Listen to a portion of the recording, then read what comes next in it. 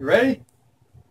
Okay, hi, my name's Steve, and I got myself a free Samsung TV a couple weeks ago, hoping to fix it, and I browsed the web. There's tons of excellent YouTube videos, excellent information. I'm an IT guy, electronics guy, so I thought it'd be an easy fix. And so far, I haven't been able to fix it. I've replaced out the most common part, this guy. I actually bought a replacement donor TV that has an identical part like this. This is called the inverter power board or power supply inverter board. And it's not it, which isn't surprising. I'll tell you the model number of the TV on the YouTube video. It doesn't really matter.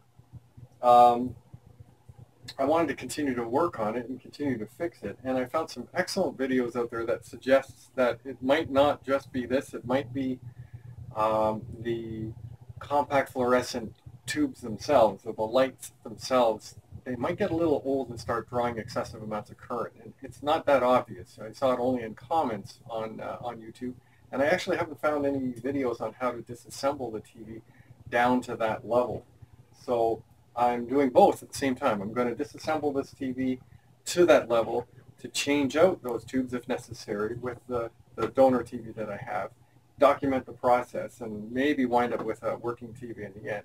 Is it worth it?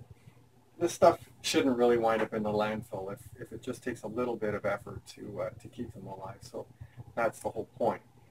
So that's the general intro. Let me show you what the symptoms are like in a sec.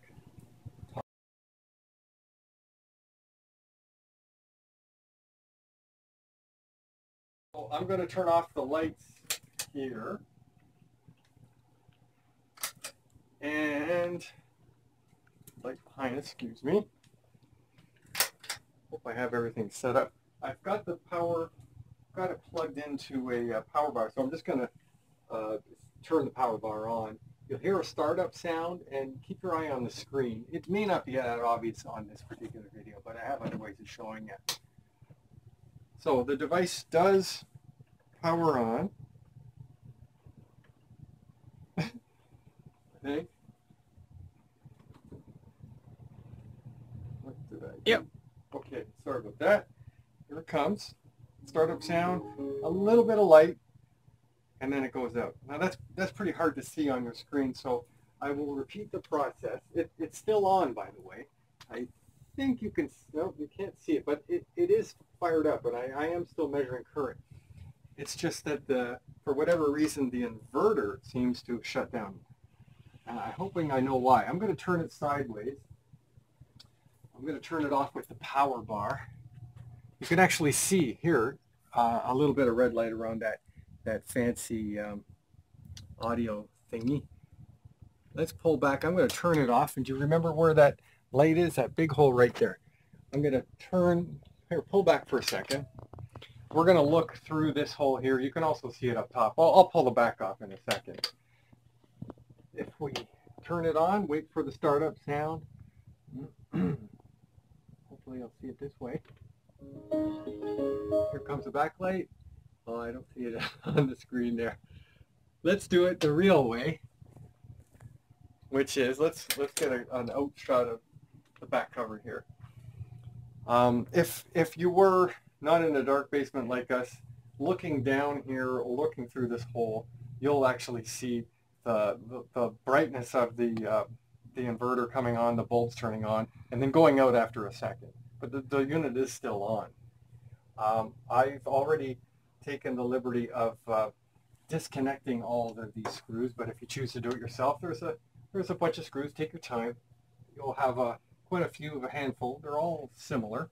And these four here, be careful with, because when you take those out, the entire stand is no longer attached to the rest of the TV frame. And after you get all of that out, oh yeah, don't forget there may be one hidden around here on this main board. And I've glued it nicely together, or I pushed it back together nicely, so it might take me a second to pop this off. There you go. Let's hide this somewhere safe. And really a lot of space for a 40-inch TV. I imagine the bigger guys are even much more space inside of them. That's the inverter I've already swapped out, and we'll get into the other boards in a second. Let's turn the light out again, and you can shine that that camera anywhere. We'll see the symptom here. I gotta get it correct. Here it comes.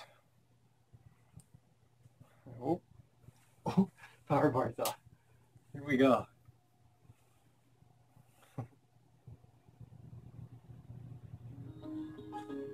Couple of seconds, and it's out. That's pretty obvious. You saw that there. So the plan is to fix it. We'll get into how in a second.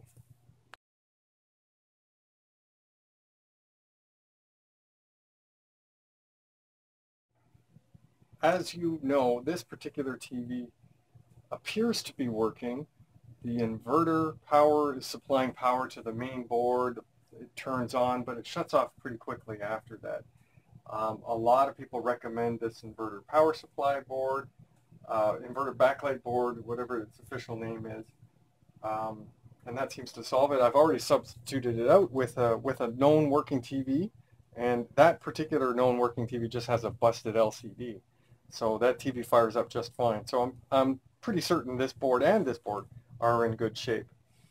Now, as I said earlier in the introduction, there are tubes that we're going to see soon that traverse across this entire TV, quite a few of these tubes, and they over time, as from what I understand, can get, they age and they can start to become more conductive, and that conductivity increase might increase the amount of current that this high voltage inverter system is supplying, and it might be shutting down. I'm hoping it's shutting down because of that.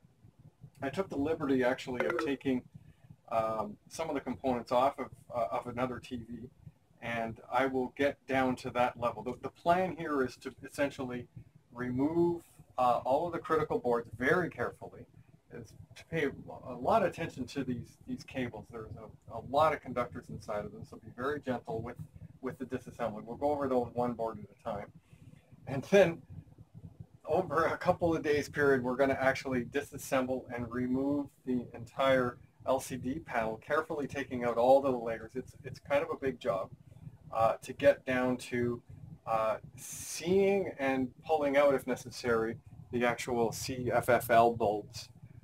And we have a donor machine here. I'm hoping that they're the same specifications, they're the same width for sure, and maybe we'll have a working TV when we're done.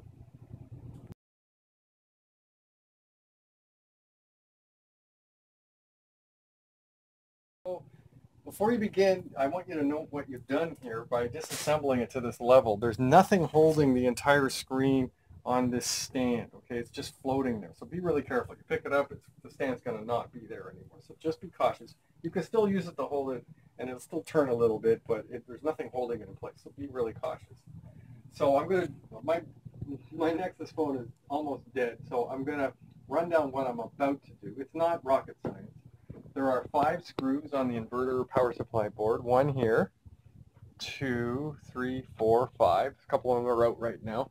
And this one connector. This connector, be careful. It's got a little tabby thing. You'll figure it out. Push it, open it up. You can just leave it hanging for now.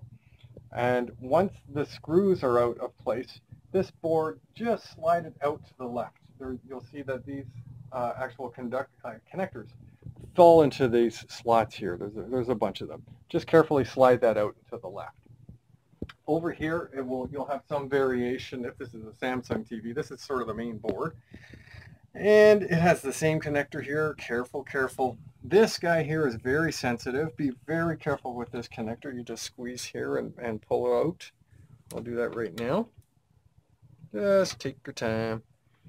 There's a couple of boards here. One's for a few boards on the front of the TV, one for the control and buttons and stuff like that. And this guy here is for the speakers. So you may need to pull this tape away and pull these connectors out. Take the boards out very carefully and hide them. It might not be a bad idea to remove this one too. We'll eventually get to that later on. So I'll come back to this TV a little more stripped down in a couple of minutes. So I kind of rushed that last part. I just wanted to make sure I've removed the screws for the main board and taken that board away. That comes apart kind of nicely. It's pretty easy. I've removed the cable and the screws for this guy like that. Careful, there's a little push tabby thing here. Now, as I mentioned before, I found that this sometimes doesn't slide out completely. It needs a little bit of coaxing because it's actually got quite a few pins that it's going into this black thing here. Even now it's a little bit sticky for me. So I'm just going to rock it gently. Oh, there it goes. You can see each of these little guys actually falls into a slot. There's a whole bunch of connectors. Each of those is an actual connector, and they made it pretty tightly. So just be careful with that, guys. You're pulling it out. Put it somewhere safe. Next, I'm going to actually lift this entire TV up off of the stand and then lay it down, and then move on for the next part, which is eventually isolating out the LCD panel in the backlight. That'll be the next part. Cool.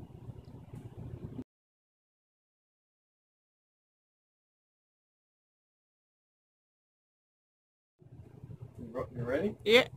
Okay, action shot. I am going to try to do this solo. I'm just going to pick it up. You can see how it's not attached, and I have to move. I have to be really careful I don't drop. Hope I'm not doing anything bad here. I don't really trust. I don't know if I'm dropping it on the speaker face.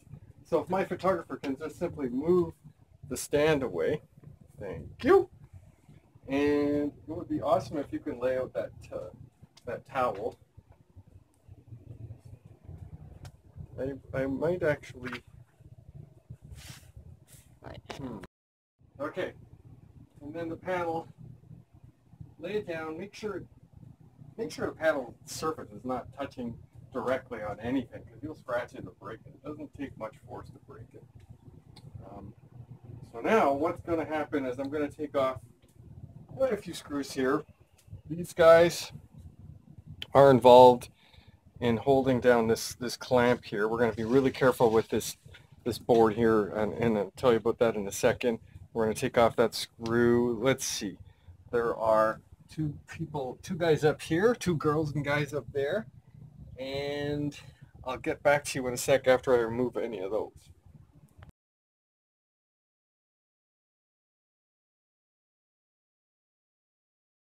Right, so I haven't taken the T-con board off. I don't think it's necessary.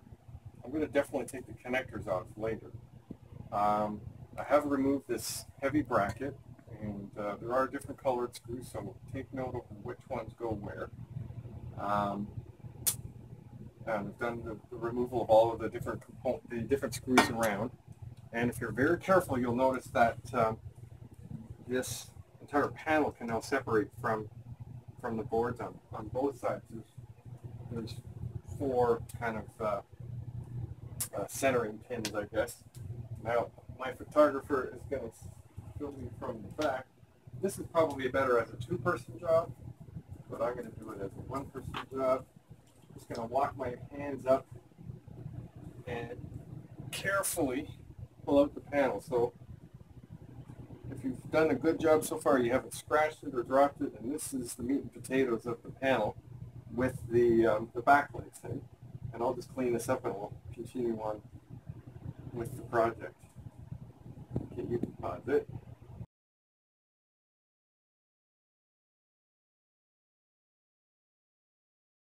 Okay, so this is the part where you got to start being really, really careful. You should have been careful the whole time, but now there's no room for mistake. This always has been.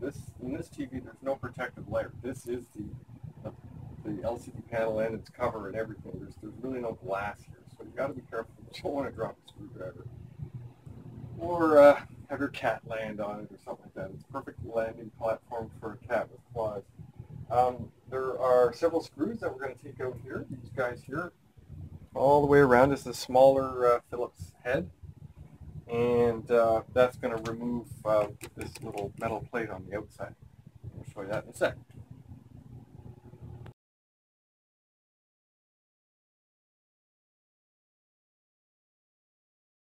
On this TV, I didn't notice this on the first one I took apart, but on this TV there's some metal tape keeping this bracket from coming off, so I'm just carefully peeling it away.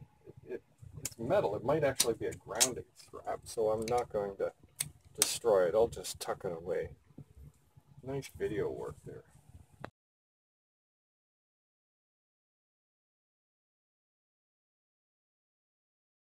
All right, action shot. Off she comes. It's pretty thin sheet metal. You don't want to bend that and damage it, so put it on your increasingly large pile of parts. Now, don't be silly and think that you can do this in, well, you might be able to do it in one night if you've done it a few times, but you're going to wind up with a boatload of parts. Tuck them away smartly. You'll make somebody mad.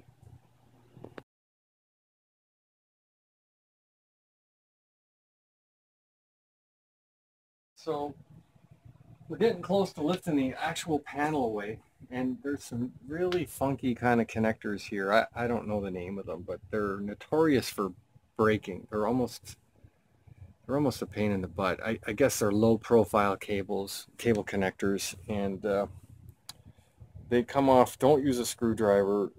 You've got to be really careful with them. I'm just going to use the fingertip if you have some nail left. Hopefully I can do it right. See that nice little click sound? That's it. It's out. You do it on the other side. Carefully. Don't use a screwdriver. You don't need that much force. It's nice and open now. Putting them in, we'll probably do it in the opposite side. We'll do it nicely later on. Just pop out very carefully. And just be gentle with that connector.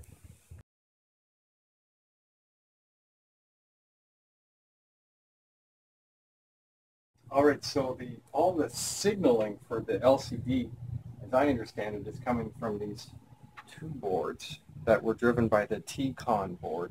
Remember that fancy connector there? So they're not held down in any fashion. Just pick them up so they're out of the way. Carefully. And now I've got to get the whole panel out of there. I think this is the right time to do it. It's possible to get this black frame out and hold it in place, but I didn't find it to be all that easy that way. So I'm just going to carefully, hopefully not break it, remove out the panel. So this is it. This is your panel. You definitely don't want to drop that, scratch it or anything. Do this with an intention of having a safe place to put it when you're done.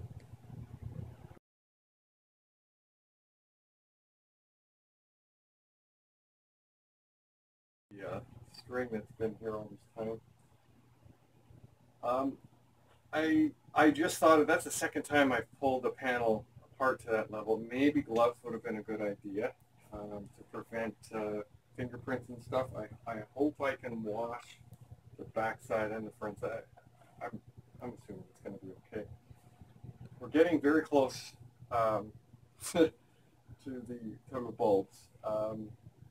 Next, there's no screws necessary.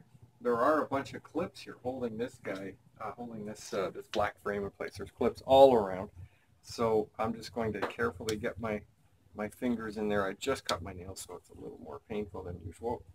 Ow. Maybe my photographer will help me once I take this away. Just one at a time, no forcing it.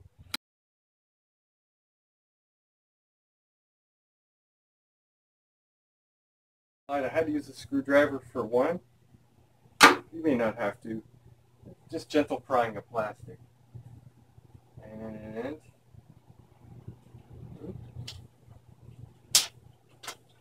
okay. I think the orientation is something you don't want to mix up. Luckily there's a notch at the top that lines up. It's symmetrical, so yeah, you can't get that backwards. And add it to your increasingly large pile of parts. And now we're down to what looks like a diffuser. A whole bunch of layers are actually here. And I'll show you those in the next chapter.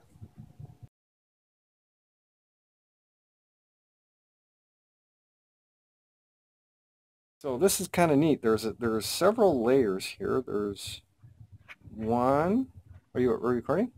One, two. Hopefully this isn't a poisonous. 2, 3, 4. I may have skipped one there. 4 layers, which is amazing. Like a diffuser, and then I have no idea, some kind of a protective layer maybe, and then another interesting. I didn't read up on it. It's somebody else designed it, and it works, so there's no point in reinventing the wheel.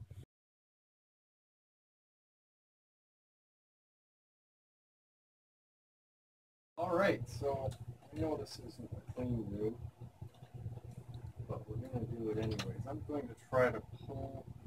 I hope I have all the layers there. Do I? Yeah. Oh. Here we go. I'm just going to pull up all of the layers together. Try not to make a mess. And I'm just going to put them all together right here. For now. Move it somewhere safe. Try not to get them covered in too much stuff. All right. Now, this is what all the work was to get to. And this is the first time I've ever seen it.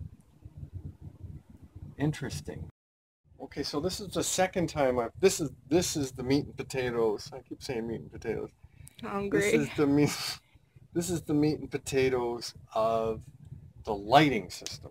These are actually compact fluorescents, CFFLs, compact fluorescent. I don't know. I can't remember the full acronym. And that's the reason why I say it's the second time I've taken it apart, because the broken TV that I was playing around with to learn about this, it doesn't look this messy. This, as you can see, I'm not too sure if they're all this black on the ends, and I don't know if that's not good. That's a crack. They look a little like heated. I don't know if that's normal. Maybe distorted a bit. And then on the other side, same kind of thing. Quite a bit of distortion, and it's black as well. I don't know if this is normal. I don't recall the other one looking this bad, but maybe. I'm hoping that now that we've gotten to this level, and we'll have a look at the other similar TV. Maybe these CFFL bulbs are compatible between the two TVs. I'm assuming they are. And we're going to carefully get to the point where we can swap these out and cross our fingers that these old bulbs and the increase in conductivity, because they're so old, was the ultimate problem for overcurrent and shutting down. So crossing fingers. Counter going up? Yeah. Okay, so here we are, day 2. We left last time with the bulbs in bad shape, and I have here the bad bulbs. If you want to show here, I have a new photographer who's just learning her job. There's the potentially bad bulbs. If you can see how dark they are, this is just a reminder that we think there's probably some heat damage. You can see that there's a little bit of evidence of heat. In fact, yesterday I was experimenting with the potential of removing some of these bulbs, which I still don't know how to do it properly. And we, if you see, wow, that cracked like insanely easy. I imagine we could use a donor to get this whole connector off. But I do have a donor board and a donor entire TV, which is over here. It's not the exact same model, watch you don't trip. Mm-hmm. But if you notice, this TV did work. The LCD was damaged, very damaged in a move, but this TV still turns on. The backlight still turns on to full power. And you can see here that there's not a lot of black. There's definitely not a lot of heat distortion on the plastic. There's no cracks on both sides. I think this back panel is, well, it's obviously in way better shape than that one. I think it'd be silly to take all of these individual tubes out and put them into the old back panel when there's a possibility that this is exactly compatible with the old unit. Here are, for example, the outer plastic casing, which looks identical. This little sheet metal thing, which has an exact part number on it that are identical. I looked around on the back of this thing to try to find evidence of a part number. There's a human-made stamp that's stuck on it that is different, but side for side, everything looks identical. The only thing that I'm going to have to obviously change out is the T-con board. The T-con board on the one I got on Kijiji. There's a K for Kijiji to remind me of where I got this. The T-con board is different. However, I carefully looked at all the mounting holes for all of the boards. They look identical. I'm going to take the lazy road, and I'm going to assume that this is compatible with the TV that I first started with, and we'll check back in a few minutes if that's the truth. Done? Yeah. Yeah. Okay, so I lost my photographer, so I have to do it this way. When I first took this panel apart, I made the mistake of pulling this connector board out. There's a bunch of screws here, and I pulled and nothing broke, but what the result of that is that each of these bulbs plugs into a socket on the other side. So it's not a big deal if you chose to pull that out. You don't necessarily need to do this swap that I've done. But if it did, in pushing this connector back down and pushing this and screwing it back into place, you do at the same time have to come over to the other side and carefully push down so that the tubes themselves fall into the socket on the other side. You'll see what I mean if you do.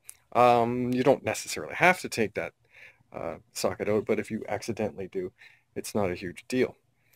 So I have the working tube backing ready to go. I've put the T-con board from the original TV on this, and there's lineup holes perfectly labeled. Sorry, let me say that again. There are holes ready to go, so it was easily adaptable. I did, obviously the board and the metal bracket went over. I carefully removed the connector. The connectors themselves are the same as well, but just in case, I'm going to keep the connectors persistent. I've removed them for now. I'm ready now to carefully put back on the diffusers and all the different layers, and I think I'm going to do a little bit of work. Here's the diffusers and all the layers. I think I'll be really careful to get rid of any dust with maybe a little Swiffer thing, or I'm not too sure what exactly, but I don't want any dust to be stuck on the backing or between any of the layers. That'll be very visible with the lighting, assuming this thing actually works.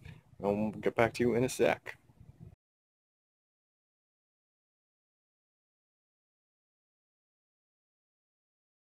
Okay, so my photographer handed me some lint-free cloths, and I put the first of the 4 layers, the one that's on the farthest downside, that was exposed to potential dust. The other layers weren't. They were sandwiched in between this whole time, so I simply got rid of the dust on the lowest layer, and then obviously on the topmost layer after I placed everything down.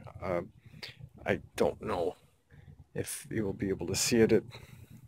I'm assuming I got them all. We'll find out soon enough.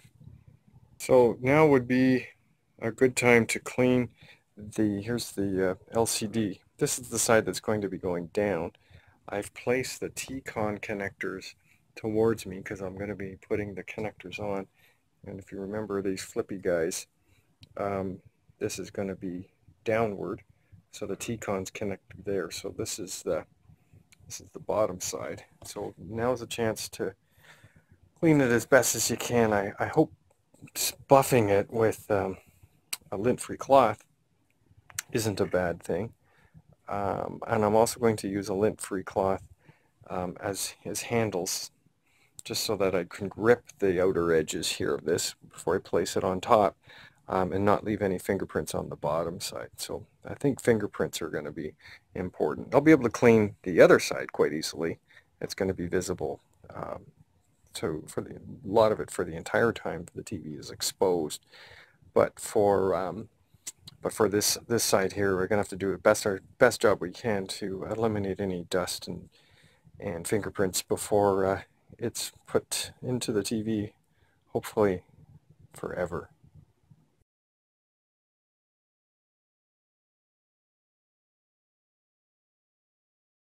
Just silly me. I have to first put the black outer frame down. I may not have to, but yeah, I have to. Yeah, right. First the black outer frame, and then the LCD panel. Let's do that first. So the outer plastic edgy thing is down, and now we're ready to try to lay out the LCD panel. Here we go.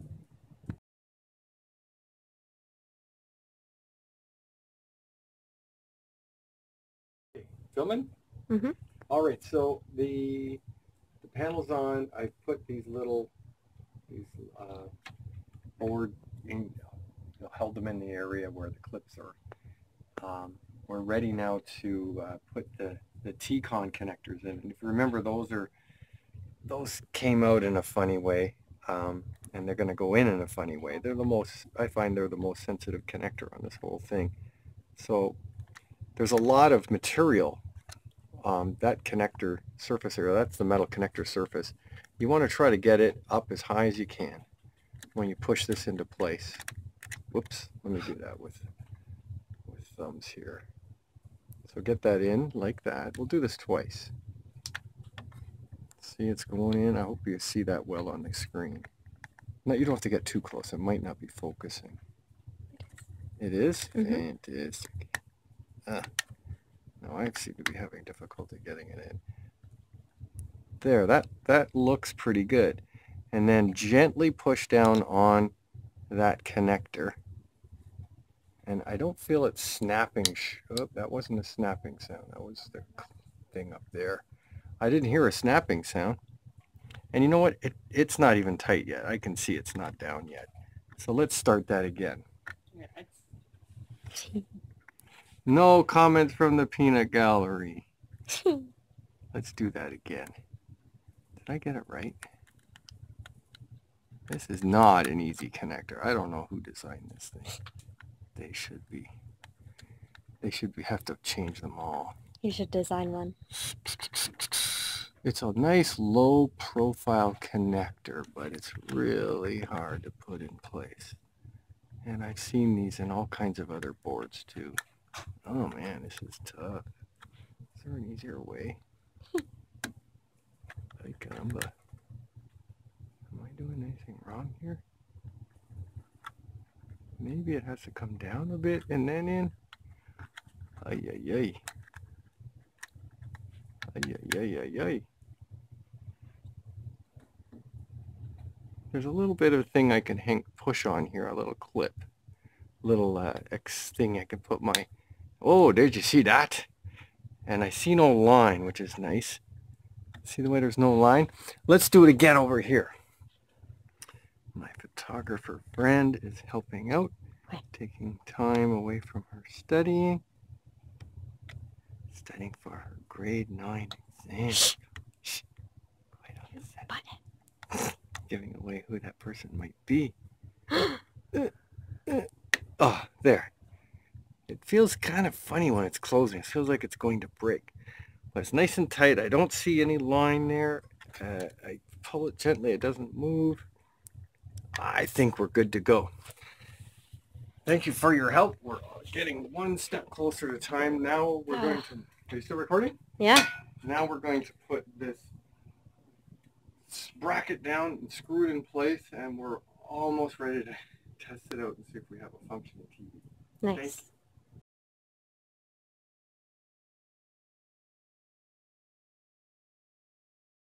Okay, I've lost my photographers again.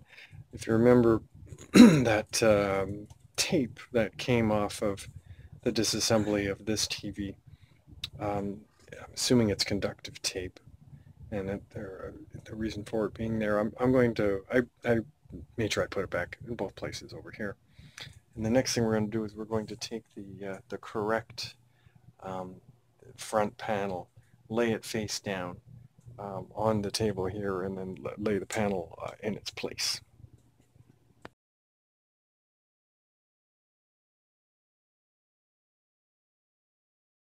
Silly me, you can tell I'm a newbie at this. This is my first time.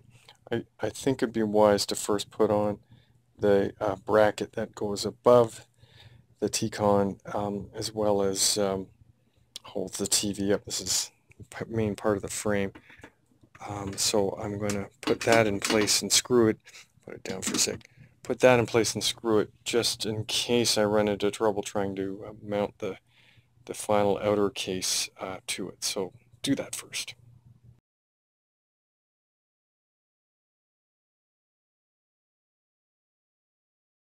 Alright, so that's what she looks like with the speaker outer shell, front shell. I laid it down first, and then this panel getting heavier actually as we add stuff to it. It might be a two-person job unless you're pretty strong and take your time. Just make sure your notches line up, because you are laying the panel down with the unprotected surface going down, so just be cautious with that.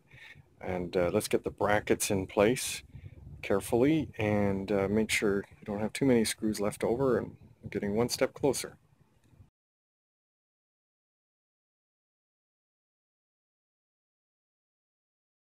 Okay, so this is the part where screw color and screw type messes up. So far I've got 4 of these clippies. Where's the other 2, 3, and 4, holding the panel onto the front screen, the front plasticky part here. I've carefully made sure I've mounted these 4. There's a couple of black ones that I've mounted there, and then this finally can sit and start looking like a TV. It's sitting in their frame.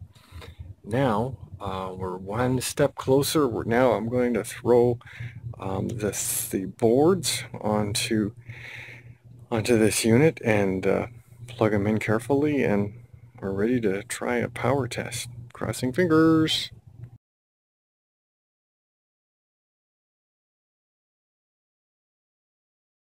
I have my pink knee pads down to save my knees while I do this final review. I'm just sort of taking my time dressing the cables. I've mounted the main board. I've mounted the power supply inverter board carefully. I'm putting the cables back in place and then taping them down. The tape comes off kind of hardcore, but it works. So just take your time. Everything's got a place. Hopefully remember how it came apart. Just review the videos. Just be gentle. And this little tapey thing. Oh, this stuff is so sticky. But it's not a bad idea to reuse the tape if you can, or get some more of this stuff. I'm just going to puff that up. Put her through there. I think that's what I had going before. So the speaker, left speaker, right speaker are still connected. The front panel connector, so there's really 4 going here, to the T-con board, and then the power in board from the inverter power supply board. And it sure went back together fast, didn't it? So now, this is the time where we warn the family, and we say fire in the hole.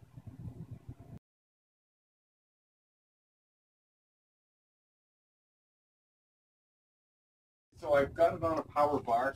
It would be smart to put it on a, like if you hook it up, you can put it through a lamp. If you know what you're doing, you can put the power through a lamp, and the lamp will control the amount of current flow. I'm just going to be a crazy man and wing it. So power bar's off, so there's no power going to that yet. I'm going to plug it in. And what do you think's going to happen? It's going to work. It's going to work? I'm going to stand over here, just in case.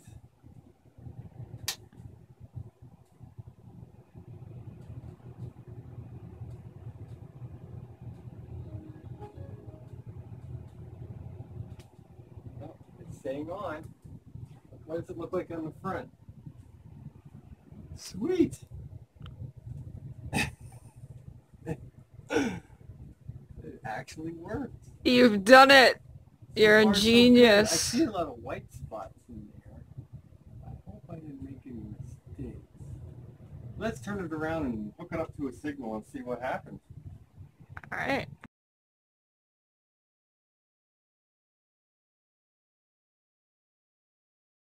So far it's working, man.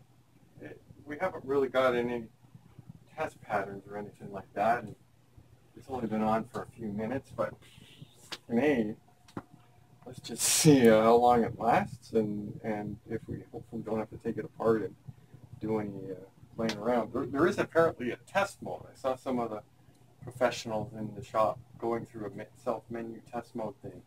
And so maybe if our photographer can Google that, there might be a magical key sequence we can get into do a test mode. And there's, I'm assuming, a bunch of test patterns to validate the LCD and the tubes and all that kind of stuff.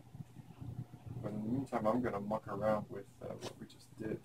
We just put a USB key in there. I've never used a device like this, so it might take me a while to figure out how to browse to it.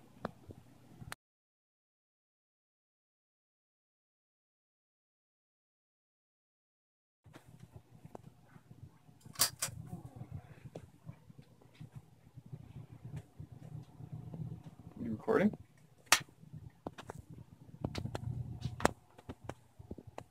Santa Monica.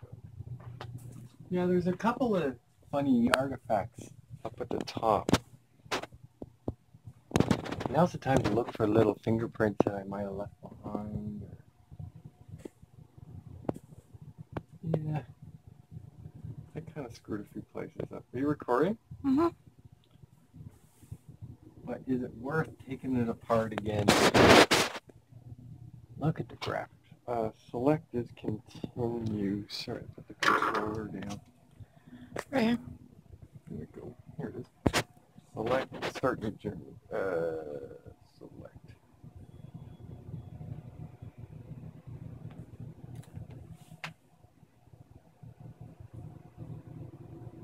Well, it looks like someone's been Great. playing.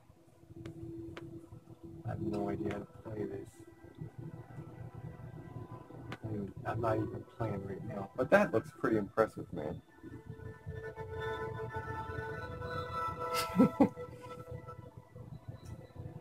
For free. Hey man, this is me. I'm on my new TV. Where the hell is everyone? Wow. And we haven't even started mucking around with settings. I'm sure there's all kinds of resolution and backlight adjustments and calibrations. And we're not even running the latest firmware. So we're good to go, man. I think we fixed it for now. We'll just monitor the current. Right now it is, before we sign off, I have a power watt meter thing in here. And I gotta pull this out. It's currently drawing 1.6 amps. It peaked at almost over 1.8 amps, which is not much. It's currently consuming 192 watts of power, which is so much. Well, so much if you're a geek. It peaked at 212 watts. Wow. And that is. So let's hope it doesn't overheat too quickly. Not that hot yet. And let's hope it works for the rest of its lifetime.